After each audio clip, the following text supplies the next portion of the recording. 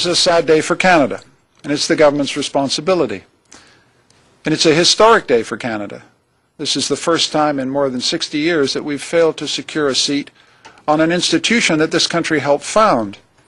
Every Canadian knows that Mike Pearson was at San Francisco. Every Canadian knows that Mike Pearson set up peacekeeping. Every Canadian knows that Brian Mulroney played a leading role in the use of the UN to mount pressure on South Africa.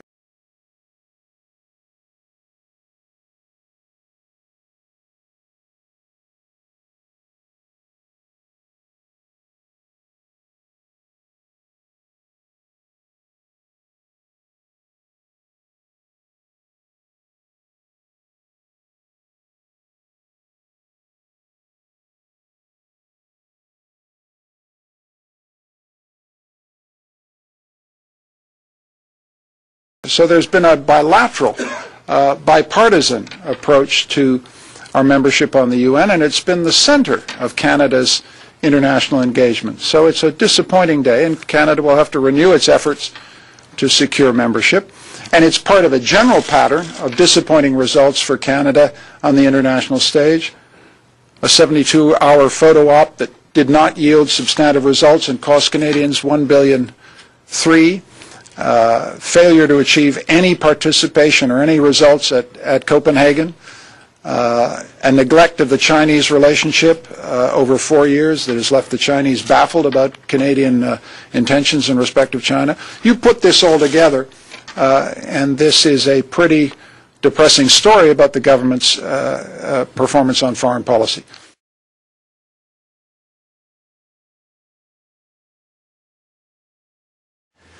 The Harper government has to take some real responsibility for what's happened. I've noticed, as many of you have no doubt noticed, that they've tended to point fingers at others when times get tough. But in this particular circumstance, we would expect the Harper government to take some notice of the fact that it's their decisions, their conduct of foreign policy that I think has baffled, surprised, and disappointed a great many Canadians and also a great many people around the world. A recipe which combines in almost equal portions incompetence, neglect, and a right-wing ideology is not exactly a recipe for success in the world. And the Harper government is now reaping what it has sown, or put another way, not reaping what it has not sown. And that's a simple price that it has to pay. On ne dit pas ça avec aucune sens de joie. We're not saying this happily. This, quite frankly, is a very sad day for Canada, and it's with great sadness that we take note of this. Canada and Canadians believe in institutions, believe in the United Nations, but unfortunately, Canadians' commitments, we feel, have not been acknowledged by the Harper government. We feel a sense, somewhat a sense of desperation within the United Nations. They made statements that are baseless, and as Liberals, we're going to continue as a loyal opposition that believes in Canada, that believes in its institutions, its values, and its international commitments. And we have to redouble our efforts now to truly be an involved country. We are an internationally involved country, committed country, and we have to continue along this path. KCBC. Mr. Ignatieff, I think you're probably going to be asked about how it's your fault that we lost this UN Security Council seat, so I'll let others pursue that. I'm sure it's your fault that we are getting kicked out of Camp Mirage as well. But my question is that this seems to have... What else is my fault, Terry? That sounds... We're on to something here. This seems to be happening evidently because Canada didn't want to accede to the UAE's request for additional landing rights for its national airline. My question is whether you think that the government has caved into protectionist impulses on the part of Air Canada, and why shouldn't Canadians be able to fly direct to Dubai on Emirates Airlines? I want Bob to comment. I just think this is a story of incompetence. There's just no other way to describe it. I have a very strong feeling that the UAE was treated with disrespect. There were a whole series of irritants, visas, landing slots, base rights. There was a package of issues that Canada should have negotiated in good faith and taken these people seriously. The UAE is a very important strategic partner of Canada. It's in a very important part of the world.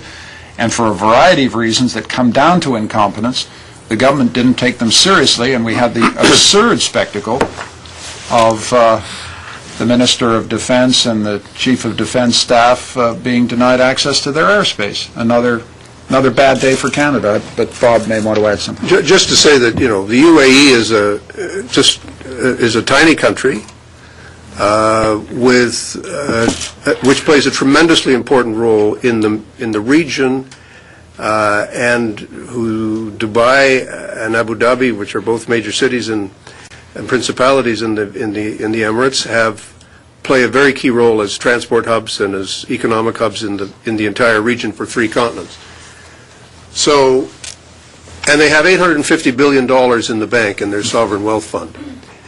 So this is a country, and we have a base there which has been extremely important to our effort in Afghanistan as a transport hub and as a place that not only do we use it, but we also share its use with a number of other NATO countries that have also been using it. So you would think that you would attach a considerable amount of importance to this relationship, and you would be doing everything you could to make sure that the respect that is shown, the steps that are taken, the good faith in negotiations, the way in which this relationship is handled would be done with some considerable care.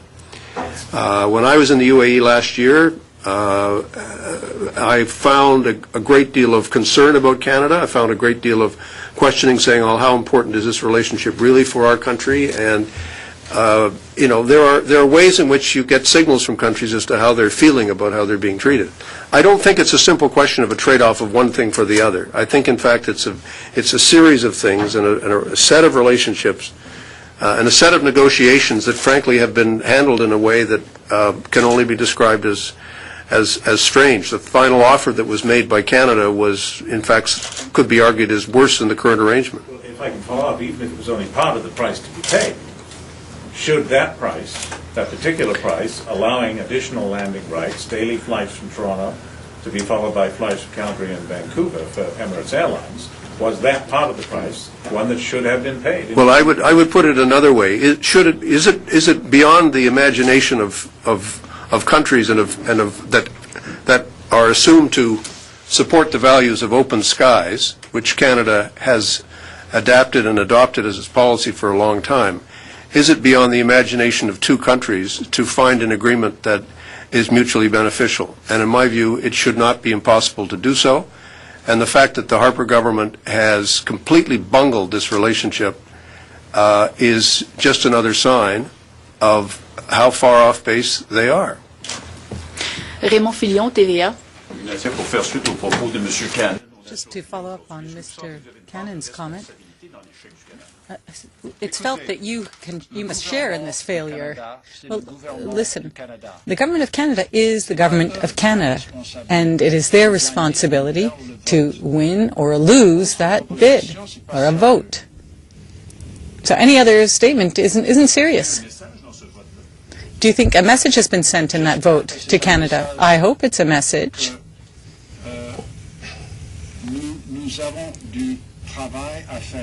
To the effect that we have work to do. We need to rework our relationships. Mr. Harper abandoned Africa. 80% of the Security Council's work deals with Africa. And if we neglect Africa, then we pay the price. That's just one example. I would say, and we have stated this clearly in the past, that Africa is important to Canada, not only in compassionate terms. Africa has a very important economic future, and we must partner with them.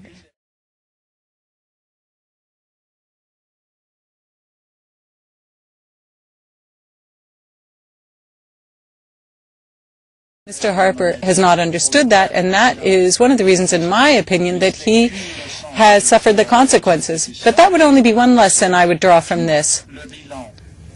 This actually involves the whole record of this government in terms of international relations. We want a proud commitment to international institutions and to international commitments, for example, on climate change. We want Canada to commit to Africa. We want Canada to commit to multilateral military operations.